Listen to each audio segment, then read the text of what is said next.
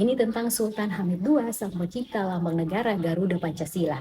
Lahir pada 12 Juli 1913, Sultan Hamid II tidak hanya merupakan sosok penting dalam sejarah Kesultanan Pontianak, tetapi juga diakui sebagai orang berpengaruh dalam membentuk Negara Kesatuan Republik Indonesia. Dari kecil, Sultan Hamid II telah menunjukkan bakat dan kepemimpinannya yang luar biasa.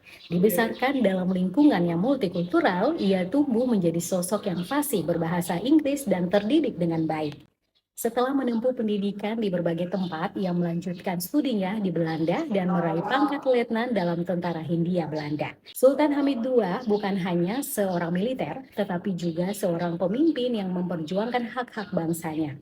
Saat Jepang menduduki Indonesia, ia bergabung dalam perjuangan melawan penjajah dan bahkan diangkat sebagai Sultan Pontianak ke-7. Meskipun keterlibatannya dengan Raymond Westerling menimbulkan kontroversi, Sultan Hamid II selalu menempatkan kepentingan rakyatnya di depan.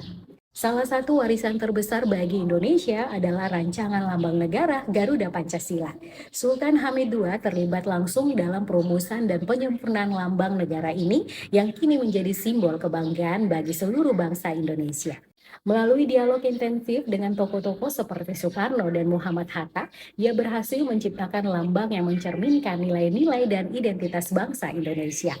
Karya Sultan Hamid II tidak hanya diakui oleh bangsa Indonesia, tetapi juga oleh seluruh dunia. Pada tahun 2016, lambang negara yang ia ciptakan diakui sebagai benda cagar budaya peringkat nasional, sebuah penghargaan yang menegaskan nilai sejarah dan budaya dari karyanya.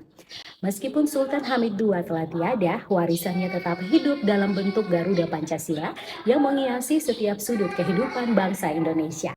Semangat perjuangannya, dedikasinya untuk kepentingan rakyat, dan kontribusinya terhadap bangsa dan negara akan terus dikenang dan dihargai oleh generasi-generasi mendatang.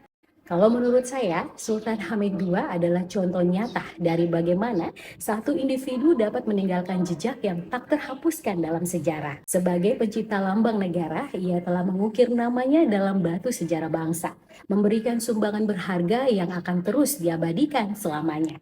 Kalau menurut kamu bagaimana?